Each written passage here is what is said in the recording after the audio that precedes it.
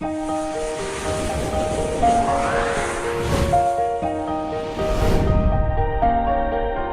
back, dear students, to the tetrahedron chemistry classes. So in today's class, I am going to solve the numerical part of the question paper of your engineering chemistry B.Tech first semester examination of Uttarakhand Technical University, Dehradun. So this is your first question. A zeolite softener was 80% exhausted by removing the hardness completely. When 10,000 liters of hard water passed through it, the exhausted zeolite bed required 200 liters of 5.85% of NaCl solution for its complete regeneration. Calculate the hardness of the water sample. First of all, you need to understand what data is given in the question and what you have to calculate, right? So first of all, your zeolite softener is 80% exhausted, but it will not make any difference, right? Whatever the hardness was present in the 10,000 liters of the water was removed by this zeolite softener, and then it is 80% exhausted. This 80% exhausted zeolite, when regenerated, it requires this much of 200 liters of your NaCl, which contains 5.85%. So there is no role of this 80% here. Okay, you straightforward go for your usual method to solve this particular question. You see what you have given here. You have given volume of water, volume of hard water rather. So I am writing 10,000 liters. Okay, NaCl 5.85%. What it means?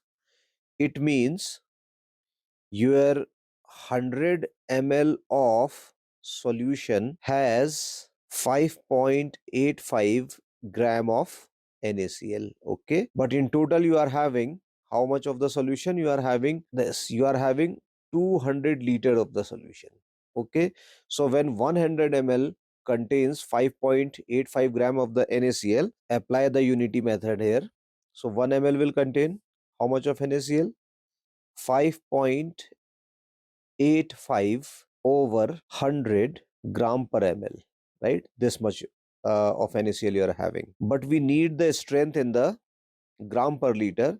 So you'll write 1 liter or 1000 ml will contain how much? 5.85 multiplied by 1000 divided by 100. So it will cancel 10 times and you will have 58.5 gram per liter. So this is the strength in the gram per liter.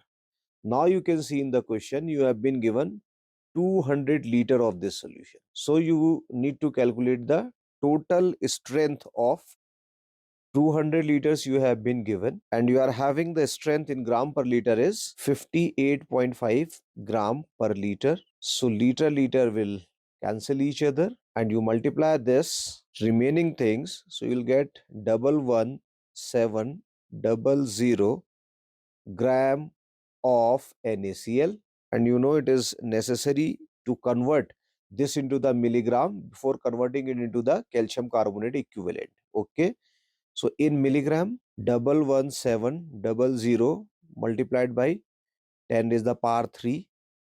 It simply means 117 into 10 is the power 5 milligram of NaCl, right? And then you will take the calcium carbonate equivalent, CaCO3, given value of the NaCl, which is 117 into 10 is the power 5 milligram, you can write, multiplied by the multiplication factor of NaCl. So multiplication factor of NaCl is 100 by 117. Okay, I hope you know how actually we calculate or we decide the multiplication factor. So when you convert any hardness causing substance, whether it is directly causing hardness or where it is indirectly causing hardness. So this is the indirect method, because NaCl does not contribute any hardness, but this NaCl solution is required to regenerate the exhausted zeolite. So it is basically equivalent to the total hardness. Okay, so we'll convert this sodium chloride into the calcium carbonate equivalent. Multiplication factor is what? Molecular weight of calcium carbonate, which is 100, divided by molecular weight of NaCl multiplied by 2. So your molecular weight, say here you can see sodium is 23 and 35.5 is your chlorine. So it is basically 58.5, right? This is the molecular weight, gram per mole, okay? This is the molecular weight of NaCl. But you know, your calcium carbonate is what? Ca2 positive and CO3 2 negative, and in the NaCl, 1 positive and Cl negative. So what is happening here? One equivalent of calcium ion is basically equal to the two equivalent of the sodium ion. So if you take the one equivalent of calcium carbonate, right, that is the molecular weight of this one. Since one equivalent of calcium carbonate requires two equivalent of NaCl, because it is having the plus 2 valency, it is having the plus 1 valency, it is necessary to multiply this 58.5 by 2, right? And when you multiply this 58.5 by 2, then you will have your 117, okay? That's why this 117 is over there. It is very, very important. If you don't know these things, I'm giving you the link in the description box, and also the link is flashing on the right top corner. First, you can learn the zeolite method of water softening. If you don't know anything, then come back to this particular question, right? This will make the things easier for you, okay? So this I have done, so I'm removing it, okay? So now if you calculate, if you solve this ones, what will happen? 117 and 117 will cancel out, okay? And then what you will have? You will have 10 raised the power 7 milligram of CaCO3 equivalent. CaCO3 equivalent. So what is the meaning of this? Right? The meaning is quite simple. You have purified your 10,000 liters of water, and after this your zeolite softener gets exhausted, and this will require this much of the NaCl, right? So what it is indicating? It is indicating that this 10,000 liter, whatever the hardness is present in the 10,000 liters of the hard water, is basically equivalent to the 10 to the power 7 milligram of calcium carbonate, which is basically indirectly the strength of the NaCl, which was required to regenerate that exhausted zeolite softener. Okay, so this 10,000 liters of hard water basically contains hardness of how much? 10 raised the power 7. This much of hardness it is having.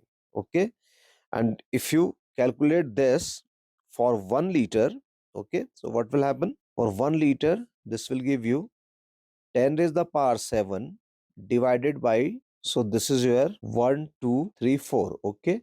So what it will give you? It will give you 10 raised the power 7 minus 10 raised the power 4, and this will give you 10 raised the power 3, which is your 1000 milligram per liter. So your hardness is basically 1000 ppm. You know, milligram per liter and ppm is the same unit. So this sample is having 1000 ppm of the hardness. So this is the correct answer of this particular question. Now moving to the next one. The following data were obtained when the coal sample was tested in the bomb calorimeter. Weight of the coal burned is 0.25 gram. Weight of the water taken in the calorimeter is 500, and water equivalent of calorimeter is 2000 gram. Observed rise in the temperature 2.4 degrees centigrade. Fuse wire correction is 10 calories. Acid correction is 40 calories. Cooling correction is 0.1 degrees centigrade. Percentage of hydrogen is 10. Then calculate NCV and GCV. Okay.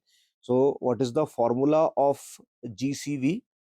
GCV stands for the gross calorific value, and this is equals to capital W plus small w, where capital W is the water taken in the calorimeter and small w is the water equivalent of calorimeter. Okay, and then your observed rise in temperature, which is temperature difference delta T, and then plus cooling correction, plus cooling correction. Okay, and then minus all types of correction, minus all corrections. Okay, and this is divided by mass of the fuel taken.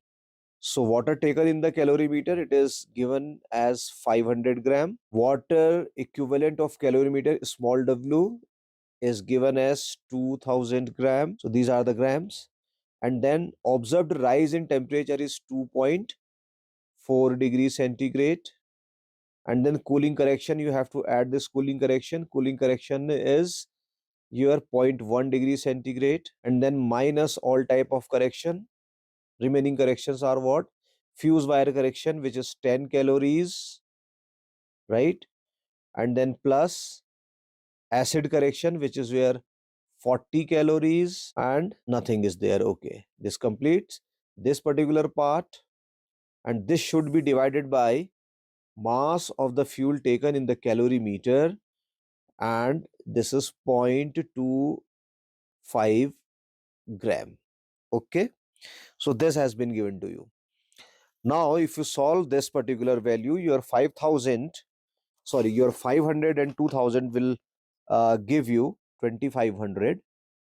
So this is 2500 multiplied by 2.5, because you are adding 0.1 to 2.4, minus your 50 calories. Okay, and this is divided by 0.25.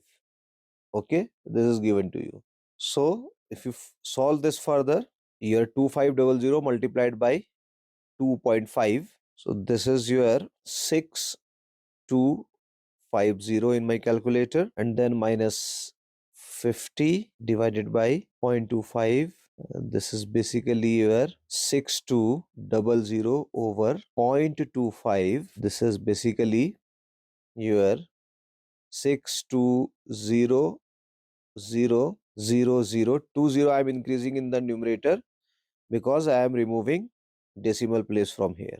Okay, so if you calculate this, let me use my calculator here. So this is giving you 24800 calories per gram. Okay, so this is the value of the GCV, gross calorific value. And now your net calorific value NCV equals to GCV minus 0.09 multiplied by percentage of the hydrogen in the fuel multiplied by latent heat, which I am taking as 587 here because the value is not given in the question. You may take 585 or 586, anything. Okay, GCV was your 24800 minus 0.09, percentage of hydrogen is 10 multiplied by 587. So this factor 24800 will remain same. 10 nines are 90. So this will become 0.9. 0.9 multiplied by 587, and 0.9 multiplied by 587. This I haven't calculated. So 0.9 multiplied by 587. Okay. So this is giving you 528. So this is giving you 24800 minus 528.3. Okay, now what I can do, I can clear it. Now I am having 24800 minus 528.3 equals to, right, this is 2 calories per gram, right? So this is your net calorific value. So your next question is based on your Lambert-Beer's law. A compound having concentration of 10 raised the power minus 3 gram per liter, resultant absorbance value is 0.20 at lambda max equals to 510 nanometer using 1.0 centimeter cell, and calculate molar absorptivity, that is epsilon, and the molecular weight of the compound is given 40. So this question is quite straightforward and very easy, right? Your absorbance, okay, which is also known as the optical density, is actually the molar absorptivity epsilon multiplied by the concentration of the solution multiplied by the path length. All these things are given in the question.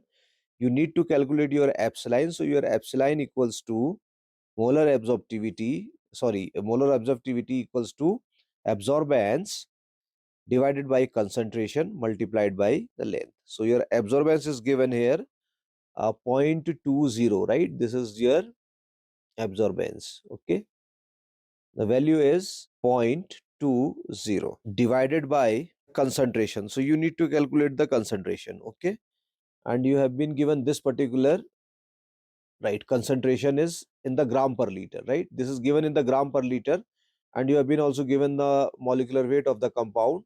So you need to change into the this into the mole per liter. Okay, so how we can calculate the mole per liter? You know, number of moles equals to given weight upon molecular weight, right?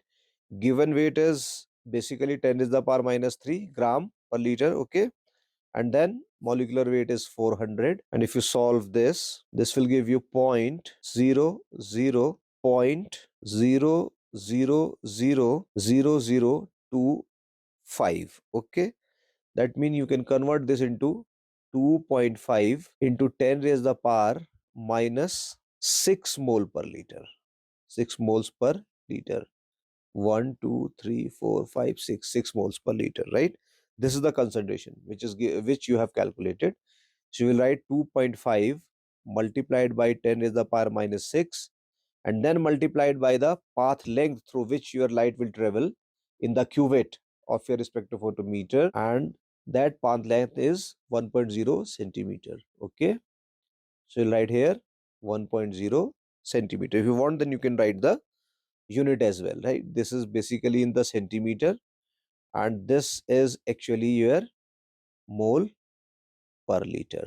Okay, now if you solve this value, then you will find, let me first, 20 we can write it as 0.20, we can write it as 20 into 10 is the power minus 2, and denominator we can write as 25 multiplied by 10 is the power minus 7, and 1 will be multiplied into it. Okay, now this will give you 0.8, because this 25 can cancel this 0.8 times. Okay, and then multiplied by 10 is the power 5. Okay, why 10 is the power 5? This will go in the numerator and this will become 10 is the power plus 7. So plus 7 minus 2 will give you plus 5. Okay, so your molar absorptivity is 8.0 into 10 is the power 4 mole inverse liter centimeter inverse, because it is in the mole per liter, right? This will go up, mole per liter. Okay, so this is the value of the molar absorptivity, okay, or molar extinction coefficient, right? So this is your next question. And now your last problem is based on the NMR spectroscopy. You can take the screenshot of this one. I am removing this.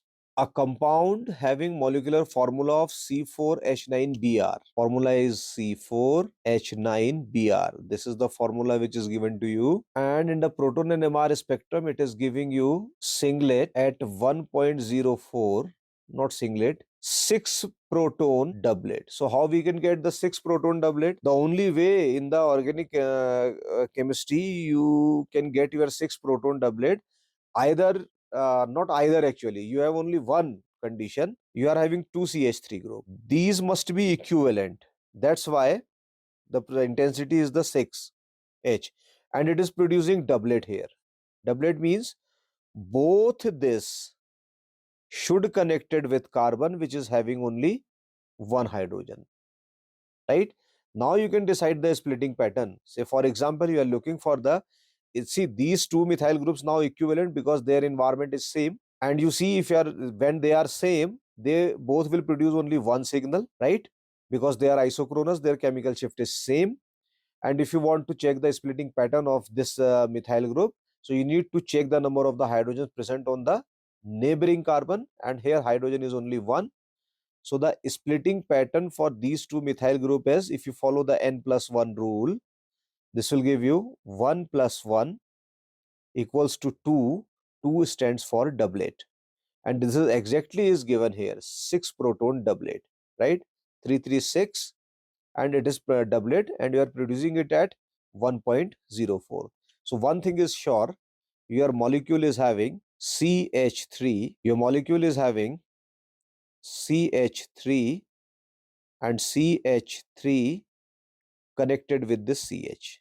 Now if you want to calculate the splitting pattern of this one, right, this hydrogen, okay, so you need to check. Then you are having signal signal at 1.95, and it is one proton multiplate, where M stands for the multiplate, one proton multiplate. So this is your one proton. Okay, and these are the two methyl group which is attached to it, one attached to this one.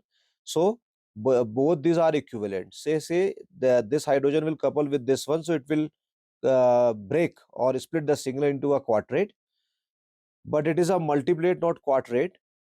So what you can do, you can put CH2 here.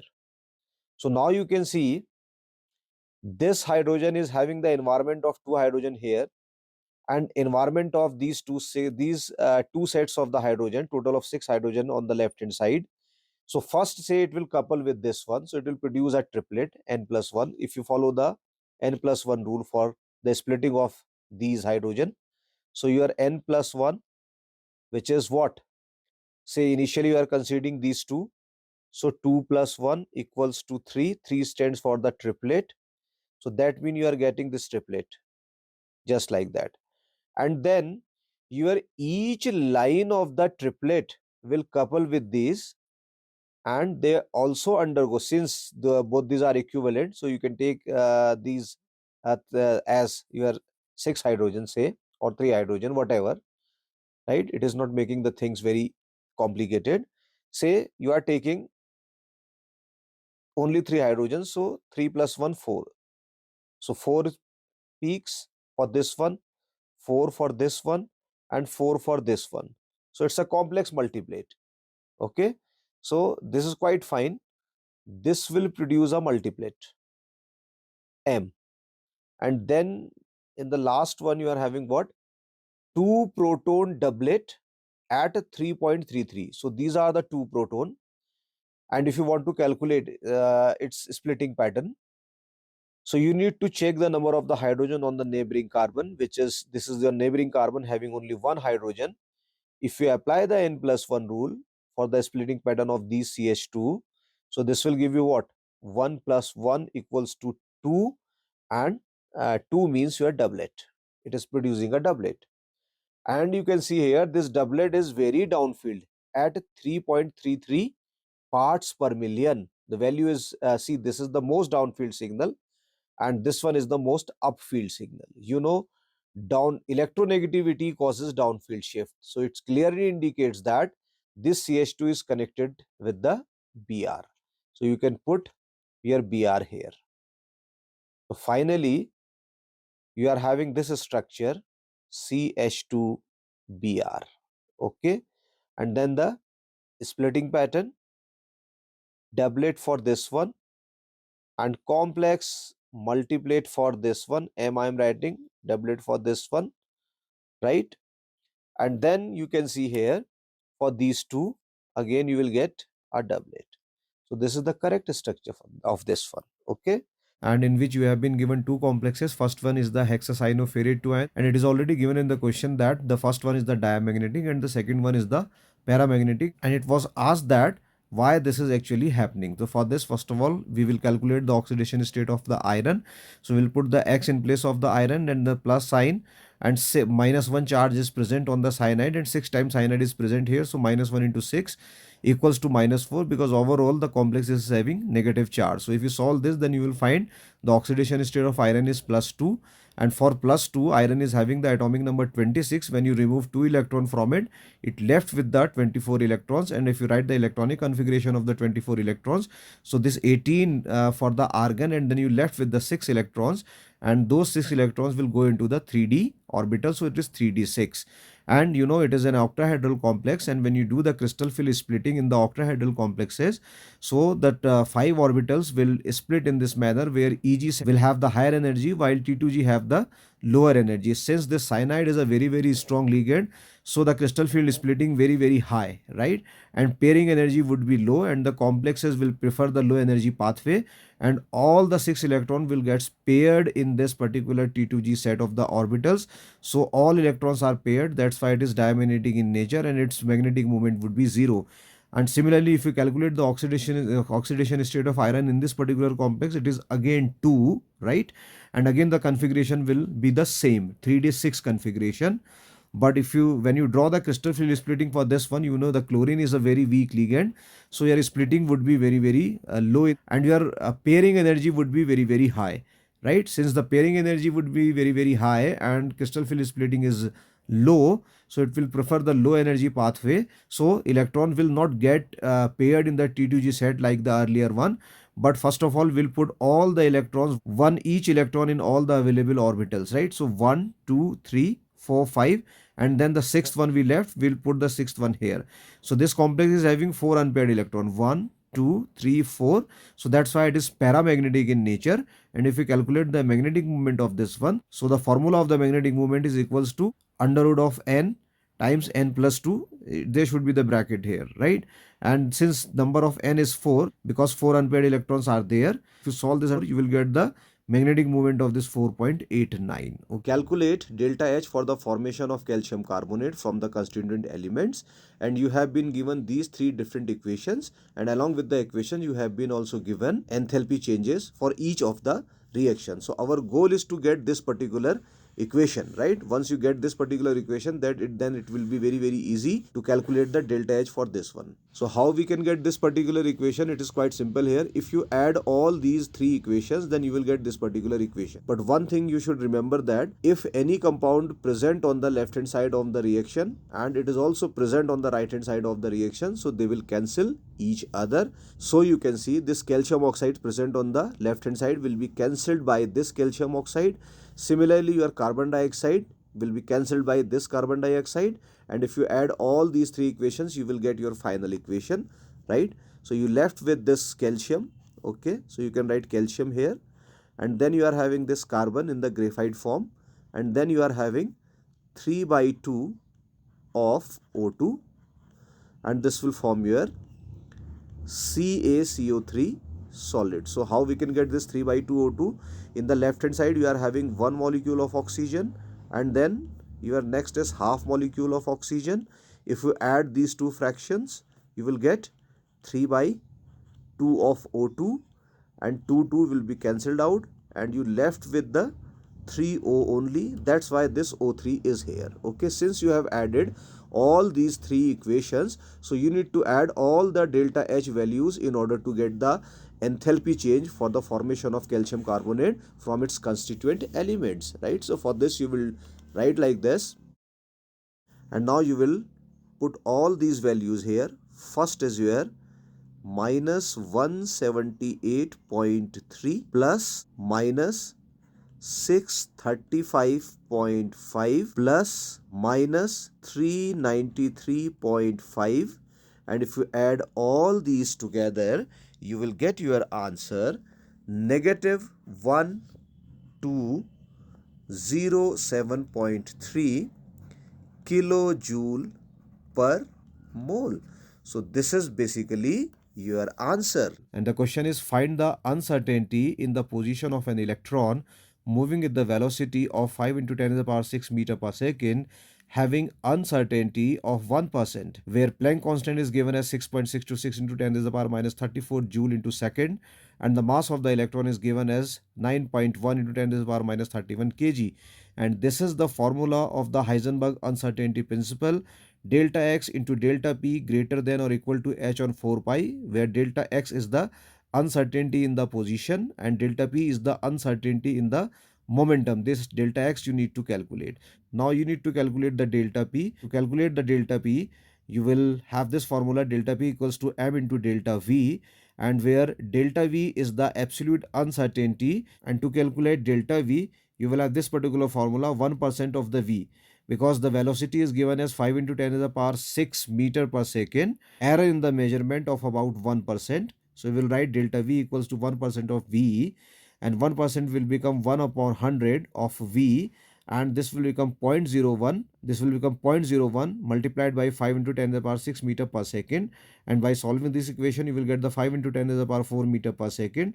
Now delta p equals to mass of the electron, which is given as 9.1 into 10 to the power minus 31 kg, and this is the velocity which you have calculated here, and delta p will be equals to 4.55 into 10 to the power minus 26 kg meter per second. Now this is the formula of the Heisenberg uncertainty principle. okay, where you need to calculate the delta x.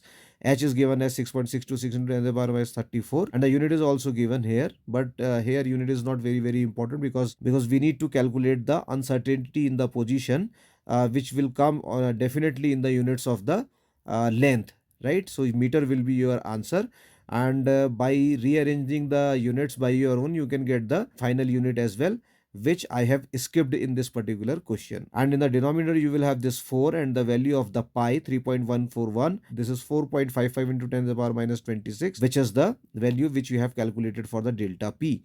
If you solve this, then you will have 6.626 into 10 to the power minus 34, and this minus 26 from the denominator, it will go to the numerator and become positive. That's why plus 26 is here.